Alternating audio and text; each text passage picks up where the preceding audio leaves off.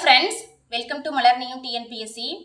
நாம் இப்போ என்ன பார்க்க போகிறோம் அப்படின்னா இலக்கணம் பார்க்க போகிறோம். இலக்கணத்தில் நமக்கு 25 கொஷின்ஸ் வந்து இருக்குது. சிலபஸில் வந்து நமக்கு கொடுத்துருக்காங்க. போன கிளாஸில் வந்து நம்ம என்ன பார்த்தோம் அப்படின்னா உயிர்வரின் உட்குரல் மெய்விட்டோட முதல்மேல் உயிர் வந்து ஒன்றுவதேல் இயல்பு அப்படின்ற விதியெல்லாம் நம்ம எப்படி வச்சு நம்ம பிரிக்கிறது, சேர்த்து எழுதுக, பிரித்து எழுதுக அப்படிலாம் நம்ம பார்த்தோம். ஸோ புணர்ச்சி தெரிஞ்சாதான் நமக்கு சேர்த்து எழுதுக, பிரித்து எழுதுகலாம் நம்ம வந்து கரெக்டாக அந்த கொஷின்லாம் நம்ம அடிக்க முடியும் ஃப்ரெண்ட்ஸ். ஸோ அதுக்காக அந்த கண்டினியூட்டி கிளாஸ் வந்து இப்போ நான் ஸ்டார்ட் பண்ண போகிறேன். பழைய கிளாஸ் வந்து வீடியோவில் நான் போட்டிருக்கேன், நீங்கள் எடுத்து பாருங்கள். ஸோ அதோடைய கண்டினியூட்டி நம்ம பார்க்கலாம் புணர்ச்சியில். ஸோ புணர்ச்சினா என்ன? நிலைமொழி ஈற்றெழுத்தும் வருமொழி முதலெழுத்தும் சேர்ந்து கிடைப்பது தான் நமக்கு புணர்ச்சி அப்படின்னு சொல்லாமா? ஸோ அதனுடைய கண்டினியூட்டி இப்போ என்ன கொடுத்துருக்கேன் அப்படின்னா பலசில புணர்ச்சி நம்ம இப்போ பார்க்கலாம். ஸோ பலசில புணர்ச்சினா பல கூட்டல் பல.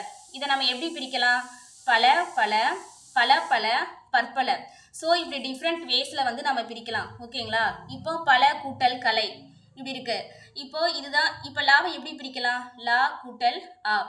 அப்போது இந்த அகரத்தை நான் ஏன் அடிச்சிருக்கேன்? அகரம் கெட்டு பல்கலை அப்படின்னு சொல்லிட்டு நமக்கு கிடைக்கும். ஓகேங்களா? புரிஞ்சிச்சா? புரியல அப்படின்னா கமெண்ட் செக்ஷனில் கமெண்ட் பண்ணுங்கள். உங்களுக்கு அடுத்த வீடியோவில் நான் உங்களுக்கு எக்ஸ்பிளைன் பண்ணுறேன். ஓகேங்களா? நெக்ஸ்ட் என்ன அப்படின்னா திசை பெயர் புணர்ச்சி. திசை பெயர் புணர்ச்சி அப்படின்றது நமக்கு இஷ்டத்துக்கு புணரலாம். சரிங்களா? இப்போ வடக்கு கூட்டல் மேற்கு. நான் வடக்கு மேற்குன்றதுலாம் இதெல்லாம் திசை தானே. ஸோ அதனால் இதை நம்ம திசை புணர்ச்சி அப்படின்னு சொல்லிட்டு நாம் சொல்கிறோம். ஓகேங்களா? வடக்கு மேற்கு இதை நம்ம எப்படி பிரிக்கலாம்? வடக்கு மேற்குன்னு நமக்கு வரலாம், வடமேற்குன்னு வரலாம். ஸோ வடமேற்குன்னு அப்போ ஆப்ஷனுக்கு ஏற்ற மாதிரி நம்ம ஆன்சர் எடுக்க தெரிஞ்சுக்கணும். ஓகேங்களா? இப்போ வடக்கு கூட்டல் மேற்கு. இப்போ கூவும் இக்கும் கெட்டு வடமேற்கு அப்படின்னு சொல்லிட்டு நமக்கு புணரும். ஸோ அதைத்தான் திசை பெயர் புணர்ச்சி. இஷ்டத்துக்கு புணரலான்னு சொல்கிறாங்க. வடக்கு மேற்குன்னு வரலாம், வடமேற்குன்னு வரலாம். ஸோ வடமேற்குன்னு வரும்போது இந்த கூவும் இக்கும் நமக்கு கெட்டு புணரும். ஸோ அதைத்தான் அப்படி சொல்லியிருக்காங்க. ஓகேங்களா? நெக்ஸ்ட் என்ன டாபிக் அப்படின்னா பூப்பெயர். பூப்பெயர் முன் இன மென்மையும் தோன்றும், ஆனால் வல்லினம் வரலாம். ஸோ இந்த விதியில் ஆனான்றது நான் எக்ஸ்ட்ரா சேர்த்துருக்கேன் உங்களுக்கு புரியணும் அப்படின்றதுக்காக வேண்டி. ஸோ விதியில் இப்படி வராது. பூப்பெயர் முன் இன மென்மையும் தோன்றும், ஆனால் வல்லினமும் வரலாம். எப்படி? ஃபார் எக்ஸாம்பிள் பூ கூட்டல் தோட்டம். அப்போது இதை நம்ம எப்படி பிரிக்கலாம்? பூத்தோட்டம்னு பிரிக்கலாம், பூந்தோட்டம்னு பிரிக்கலாம். ஓகேங்களா? ஸோ பூப்பெயர் முன்னாடி இன மென்மையும் தோன்றும். இங்கே பாருங்கள் எக்ஸாம்பிளில் இது வந்து பூப்பெயரா? பூப்பெயர் முன்னாடி நமக்கு எப்படின்னா அதுக்கு இனமான மென்மையும். மென்மையும்னா மெல்லின எழுத்துக்கள் ஞனன நமன.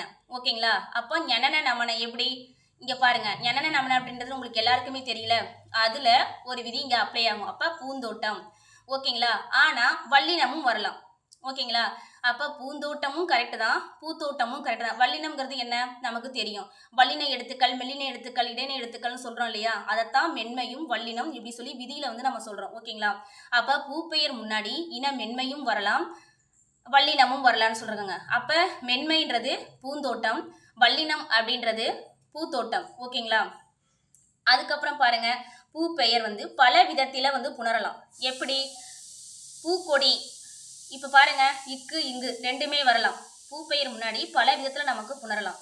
இப்போ இக்கு இங்கு இதில் பாருங்க ரெண்டும் வரலாம். இதை பாருங்க, ஃபார் எக்ஸாம்பிள் 2 கொடுத்துருக்கேன். பூ கூட்டல் கொடி, பூ கூட்டல் சோலை. இப்போ பாருங்க, பூக்கொடி பூங்கொடினும் வரலாம், பூக்கொடினும் வரலாம். அதைத்தான் நாங்கள் சொல்லியிருக்கேன். இக்கு இங்கு ரெண்டுமே வரலாம். அப்போ இங்கே பாருங்க, பூக்கொடி பூங்கொடி ரெண்டுமே வந்திருக்கா? அடுத்தது பாருங்க எக்ஸாம்பிளில் பூ கூட்டல் சோலை. இங்கே பாருங்க, நான் என்ன மேலே கொடுத்துருக்கேன்? இக்கு இங்கு ரெண்டுமே வரலான்னு கொடுத்துருக்கேனா? ஸோ அப்போ பூச்சோலை, பூ கூட்டல் சோலை, பூஞ்சோலை. அப்போ பூஞ்சோலை. அப்போ பூ கூட்டல் சோலை பூச்சோலைன்னு வரலாம், பூஞ்சோலைன்னு வரலாம். ஓகேங்களா? அப்போது விதியை வந்து நீங்கள் பார்த்துட்டே வாங்க. அதுக்கு நான் எப்படி சொல்கிறேன், எக்ஸ்பிளைன் பண்ணுறேன்றதை நீங்கள் பார்த்துக்கிட்டே வந்தால் தான் உங்களுக்கு புரியும். ஓகேங்களா? அடுத்தடுத்த கிளாஸில் உங்களுக்கு என்னென்ன வேணுன்றதை கரண்ட் அஃபேர்ஸ், ஹிஸ்ட்ரி எல்லாமே உங்களுக்கு நான் கொடுக்குறேன். நெக்ஸ்ட்டு டாபிக் வந்து உங்களுக்கு என்ன வேணுன்றதை கமெண்ட் செக்ஷனில் கமெண்ட் பண்ணுங்கள். ஓகே, புரிஞ்சிச்சா? கிளியர் ஆகிடுச்சா உங்களுக்கு? ஓகே, தேங்க்யூ ஃபார் வாட்சிங்.